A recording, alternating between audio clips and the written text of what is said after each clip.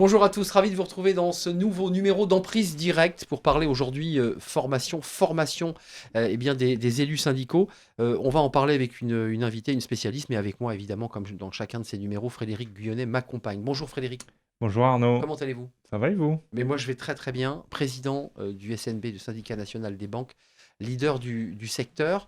Avec nous Cécile Génaud. Bonjour Cécile. Bonjour Arnaud. En charge de la formation au sein du SNB, vous êtes délégué national SNB, évidemment, HSBC. Frédéric, commençons par vous, à travers toutes les émissions, parce que cette question de la formation est transversale à un certain nombre d'émissions qu'on a pu faire. euh, vous mettez en avant la formation des élus, et d'ailleurs, les représentants syndicaux sur ce plateau nous en parlent de l'importance, de la qualité de la formation pour être le plus affûté possible dans les négociations, dans les adhésions aussi. Alors, depuis la réforme du travail, du Code du travail, on a beaucoup moins d'élus.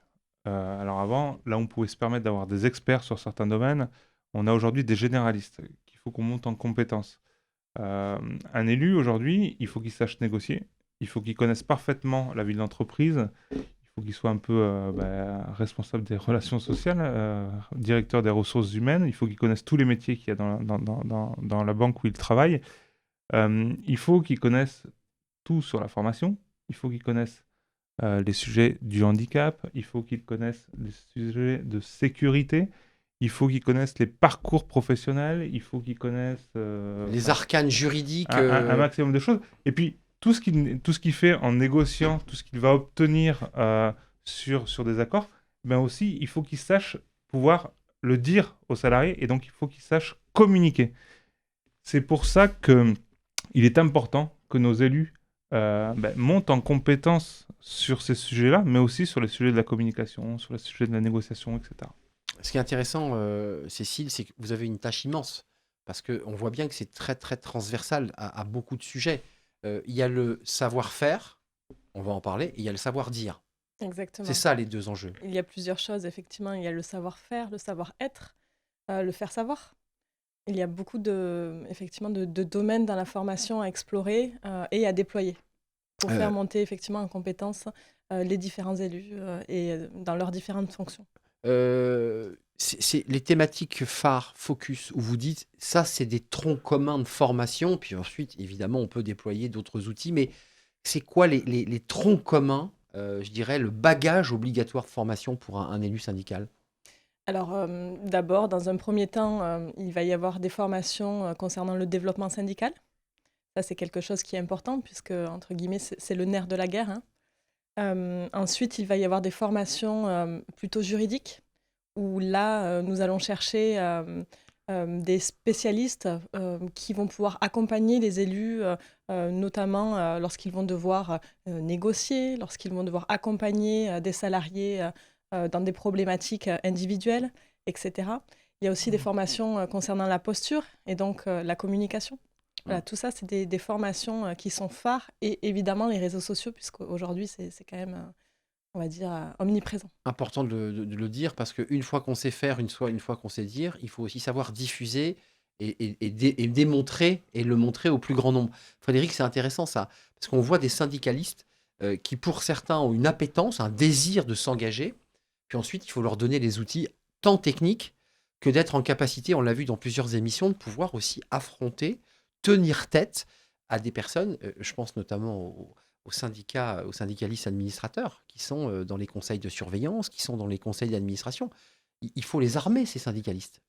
Alors moi, aujourd'hui, je pense que alors, syndicalistes, les représentants du personnel doivent être des personnes plus professionnelles.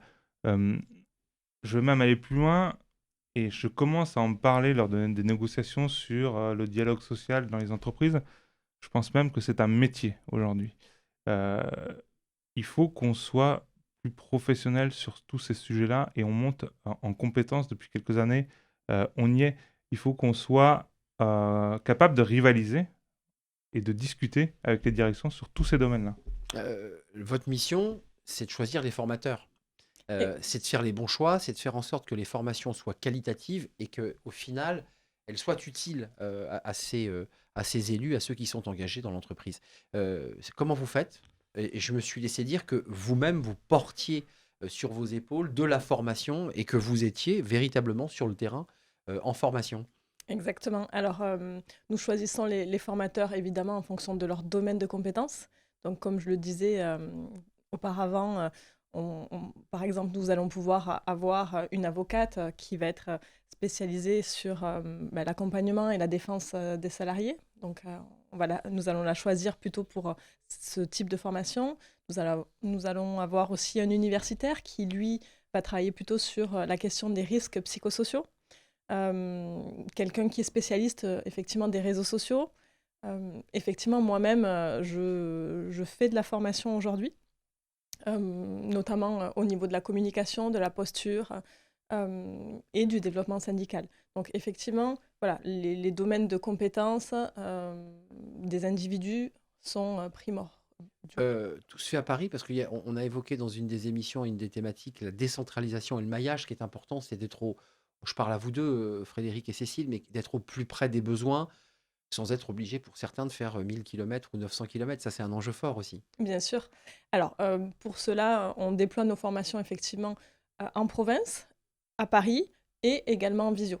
En Voilà. visio, ça, c'est important d'être au plus près et d'apporter la formation au plus près des adhérents. C'est hyper important.